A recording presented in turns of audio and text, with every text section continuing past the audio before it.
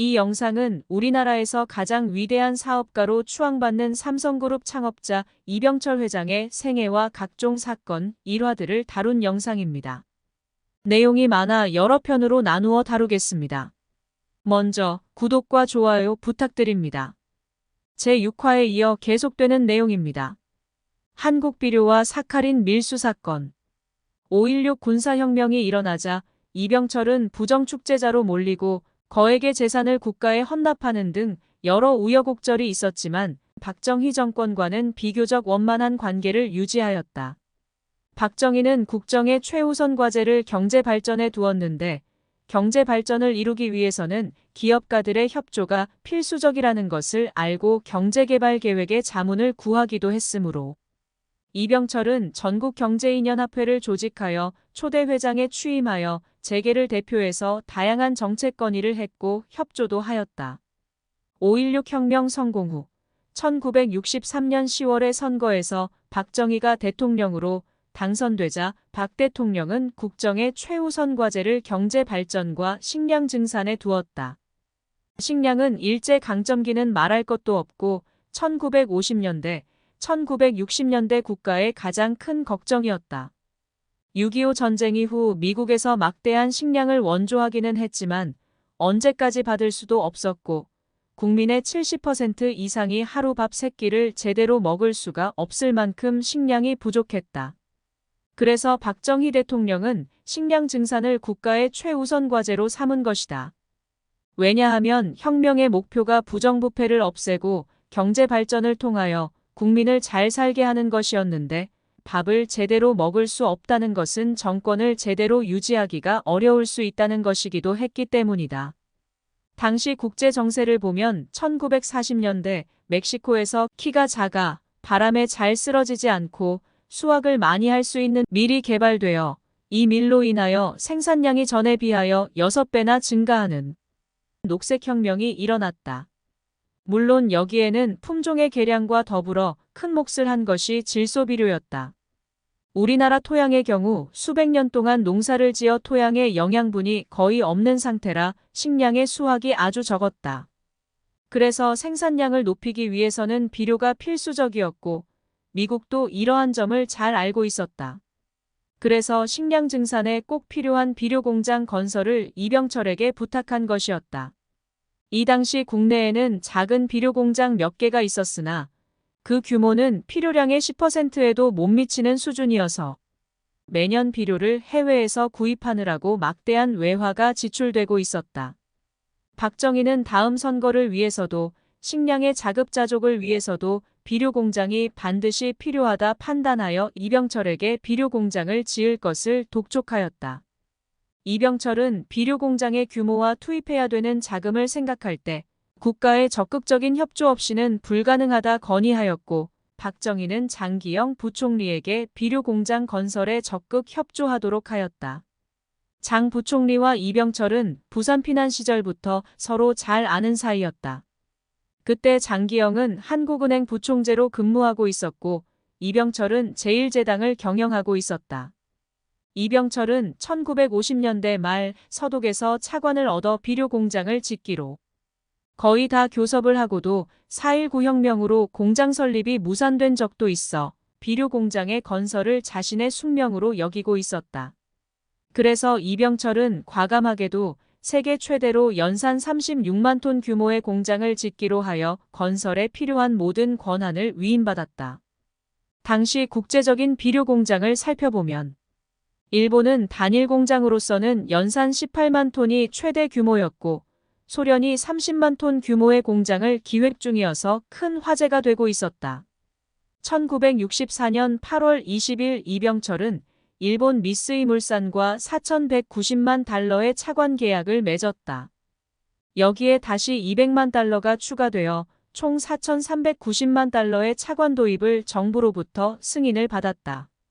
그리고 울산공단 내에 35만 평의 부지를 사들여 1965년 12월 10일 정지공사를 시작으로 한국비료의 대역사는 시작됐다.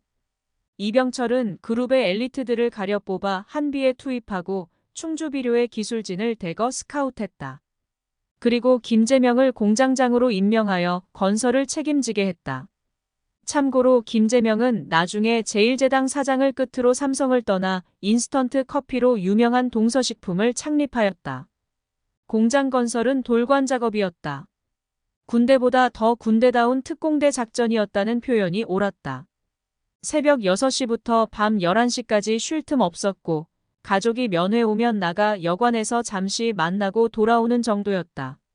그러나 공장이 완성되기도 전에 대사건이 터졌으니 그게 바로 한비밀수 사건이라고 불리우는 사카린 밀수 사건이었다. 사카린 나트륨이라고도 불리는 사카린은 19세기 말에 미국에서 콘스탄틴 팔베르크에 의해 처음 발견된 최초의 화학조미료였다. 동일 중량 설탕 대비 무려 300배의 당도를 자랑하는데 극히 소량으로도 단맛을 낼 수 있고 값도 쌌기 때문에 당시 설탕을 살 수 없는 서민이나 농민들에게는 큰 인기가 있는 조미료였다.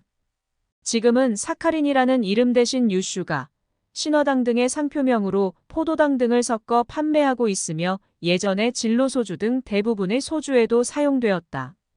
문제의 발생은 1966년 5월 5일 한비공사가 급피치를 올리던 무렵이었다.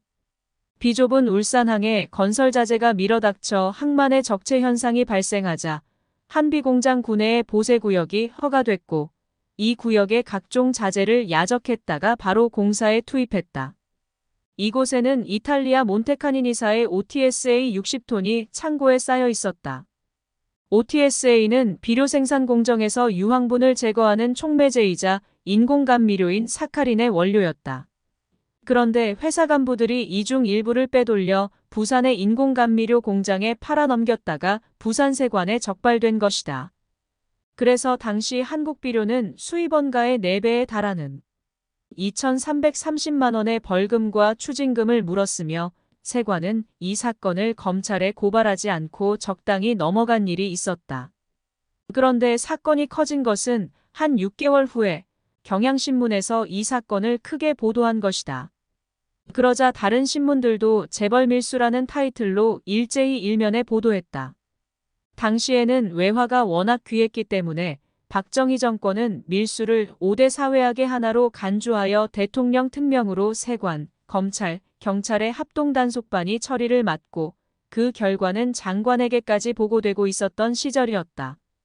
사건이 보도되자 재무부 관세국장도 이와 같은 사실이 있었음을 시인하면서 2,300만 원의 벌과금과 추징금을 부과하고 이미 종결된 사안이라고 밝혔다. 그러나 당시 재무부 장관 김정념은 신문 보도가 터졌을 때까지도 이 사건을 까맣게 모르고 있었으며 세관 측이 특정범죄 가중처벌법에 해당하는 사건을 검찰에 고발도 하지 않고 통고 처분으로 끝냈다는 점에서 정권과 재벌이 서로 밀착한 사건이라는 의혹 때문에 충격과 무리가 컸다. 더욱이 비료공장 건설을 빙자해 각종 특혜를 받는 재벌이 이를 이용 밀수를 했다는 것이었다. 언론은 마치 벌집을 쑤셔놓은 듯했고 다음 해의 선거를 앞둔 정가에서도 일대 회오리가 몰아닥쳤다. 한비 측은 이번 사건은 현장 책임자인 상무개인이 저지른 일이며 이미 벌과금까지 냈다는 해명서를 냈고 신직수 검찰총장도 부산세관의 벌금 및 추징금이 통고된 이상 일사부재리의 원칙 때문에 조사할 수 없다고 밝혔으나 비등한 여론을 잠재울 수는 없었다. 국회에서도 이 사건으로 떠들썩했는데 당시 국회의원이었던 김대중은 정부와 여당의 권력자들이 삼성과 공모해서 정치자금을 받고 밀수를 눈감아 주었다고 의문을 제기했다. 국회에서 김두한의 오물투척 사건도 이때 터진 것이다. 지금 사람들은 김두한을 드라마 장군의 아들이나 조선 제1의 주먹이라는 것으로만 알지만 1918년생인 김두한은 해방 후 아버지 김좌진 장군의 후광으로 이 당시 국회의원이었는데 국회에서 밀수 사건에 관한 대정부 질문을 하러 나갔다가 미리 준비해온 오물통을 열고 국무위원석에 앉아있던 정일권 당시 국무총리 등 강요들을 향해 똠물을 뿌렸다. 밀수 사건을 두둔하는 장관들은 나의 피고들이다. 사카린을 피고인들에게 선사한다는 단죄의 외침과 함께였다. 느닷없이 벌어진 똥물투척이라는 희대의 사건으로 정계와 사회는 발칵 뒤집혔다. 정 총리는 공관에서 긴급 간담회를 열고 전 국무위원 총사직을 발표했다. 이로 인하여 사카린 밀수 사건은 정치적, 사회적으로 엄청난 스캔들이 되어버렸다. 국회에서 똥벼락을 맞아야 했던 김정념 재무부 장관과 민복기 법무부 장관이 책임을 지고 퇴진했으나 물러난 뒤에도 국회 특위에 불려다니는 곤욕을 치렀다. 박 대통령은 한비 밀수 사건이 터지자 이 공장의 건설에 차질이 빚어질까봐 무척 걱정했다. 그는 중앙정보부에게 조사를 하되 공장 건설에 차질이 발생하지 않도록 하였다. 세계에서 가장 큰 비료 공장을 지어 농민들에게 값싼 비료를 공급하려고 했는데 밀수 사건이 터져 차질이 우려된다. 밀수 사건 수사는 검찰에 맡기고 건설은 어떤 경우에도 중단 없이 해야 한다. 울산으로 내려가서 현장 사람들을 안심시켜주고 어떤 일이 있더라도 공사는 중단하지 않도록 정부가 책임진다고 해라. 중앙정보부 간부들은 울산의 한국비료공장 건설 현장에 내려가 인부들을 불러 모아놓고 흔들림 없이 공사에 임해줄 것을 당부했다. 이병철과 삼성 측은 자신들이 정치적 희생양이라며 억울하다고 주장했다. 설탕을 독점하는 제1제당을 가진 삼성이 경쟁 품목인 사카린을 밀수까지 해가며 팔았겠는가. OTSA는 미쓰이 측에서 공장 시운전에 필요한 촉매제로 보낸 것으로 수입 자체는 합법적이다. 다만 일부 간부들이 몰래 일부를 빼낸 것은 원자재 부정 유출이지만 결코 계획적 밀수는 아니었다. 세관에 적발된 것은 5월이고 사건이 터진 것은 넉 달이 지난 후였다. 일사부 재리 원칙 위반이다. 아무튼 삼성의 잘못을 인정하지 않는 것은 아니다. 그러나 과장되어 마치 국가적 범죄라도 저지른 것처럼 몰아붙이는 것은 정도를 넘는 일이었다. 입을 열면 모두 변명으로밖에 받아들이지 않는 분위기였다. 그야말로 사면초가였다. 그럼에도 정부에서는 비료 공장은 국가적 견지에서 시급한 것이었으므로 이병철에게 완공시켜 주도록 요구했다. 어쩔 수 없이 1966년 9월에 기자회견을 갖고 한비를 국가에 헌납하겠다고 발표했다. 이러한 곡절 때문에 공기는 다소 늦어졌지만 1967년 1월부터 부분적인 시운전에 들어갔고 3월에는 완공되었다. 이병철에게 비료공장 건설은 10년에 걸쳐서 3번씩이나 도전하여 겨우 완성시킨 필생의 사업이었다. 그런데 완공도 하기 전에 국가에 전부 헌납해야 했던 것이다. 많은 회한이 있었지만 국가가 시급하게 필요로 하는 세계 최대의 비료 공장을 자기 손으로 완성시켰다는 사실을 기쁨과 위안으로 삼았다. 한비는 초저리 금리인 연 4%의 차관으로 초단기에 건설되었다. 그러므로 상환 부담이 적을 뿐더러 세계 최대라는 규모의 이점 때문에 생산 원가가 세계적으로 가장 저렴하였다. 당시 요소비료의 국제 시세는 톤당 95달러였으나 한비의 생산 원가는 65달러에 지나지 않았다. 한비의 연간 생산량은 36만 톤이므로 그 차이는 연간 1080만 달러나 된다. 국내의 자급자족은 물론 수출 시장에서 세계를 석권할 수 있는 기초 조건을 갖추었던 것이다. 1968년 한비 밀수 사건이 일단락되고 2년이 지난 어느 날 박 대통령은 김영욱 부장을 통해 전재구 국장에게 이 사건의 진상을 중앙정보부가 조사해서 보고할 것을 지시했다. 한비밀수와 관련해서 뜬 소문이 끊이질 않아 대통령도 진상이 궁금했던 모양이었다. 전재구의 기억에 따르면 정부가 삼성의 한비공장 건설을 허가한 서류들을 살펴보니 공장 건설에 필요한 시설 및 자재 일체에 대한 도입 허가라고 되어 있었다는 것이다. 이런 포괄적인 허가 조건을 악용하여 공장에 필요 없는 물건들까지 들여와 시중에 내다 팔아 내자를 조달하려다가 사고를 냈다는 것이 전재구 팀의 조사 결과였다는 것이다. 이런 식의 허가를 내준 정부는 사실상 삼성의 밀수면허를 내준 셈이 된다. 후일 이병철은 그의 회고록에 이 사건에 대해서 이렇게 적어 놓았다. 그 모든 것에 대해 이야기한다는 것은 아직 시기상조라고 본다. 복합적으로 얽힌 이 사건의 내막에 관련된 사람들이 아직 많이 살아있기 때문이다. 한 가지 분명히 말할 수 있는 것은 누군가가 나에게 한국 비료 주식 30%를 내놓으라는 압력을 가해왔던 것이다. 그래야만 사건을 만들지 않겠다고 했을 정도였다. 결국 그 요구를 들어주지 않자 이 사건이 터졌다. 이 사건에는 정치인들이 많이 관련되어 있었는데 그들 중에서는 나와 가깝게 지내면서도 자기들끼리 서로 싸움을 하는 바람에 사이가 나빠진 그들은 서로의 사이가 악화되자 나를 정치적 제물로 삼아버렸다. 이병철은 더 이상 진실을 밝히지 않은 채 눈을 감아버렸다. 그렇지만 이 사건에 정치 권력과의 흑막이 숨어 있고 선거를 앞둔 여권 내부의 암투와 여론을 이용한 인기작전에 있었음을 강하게 시사하고 있다. 그렇다면 그 진상은 대체 뭘까? 다행히도 꼭 진실이라 할 수는 없지만 이 점에서 의미 있는 내용이 김형욱 회고록에 남아있다. 김형욱은 당시 중앙정보부장이었는데 나중에 박정희와 틀어져 미국으로 망명하여 박정희의 치부를 폭로하였고 회고록도 썼는데 회고록을 쓸 당시에는 박정희 정부와 등을 진 사이였으므로 과장되거나 잘못된 것이 있을 수가 있지만 회고록에 따르면 이병철은 관계자들에게 200만 달러의 커미션을 상납하고 이를 벌충하는 한편 내자 조달을 하려는 속셈으로 한국에서 가장 인기 있는 품목을 골라 건설자재로 위장 밀수했다. 사카린은 물론이고 표백제, 전화기, 수세식 변기, 목욕하는 욕조까지 1만 가지에 달하고 있었다고 기록하였다. 다른 시각은 권력 싸움에서 벌어진 사건이라는 것이다.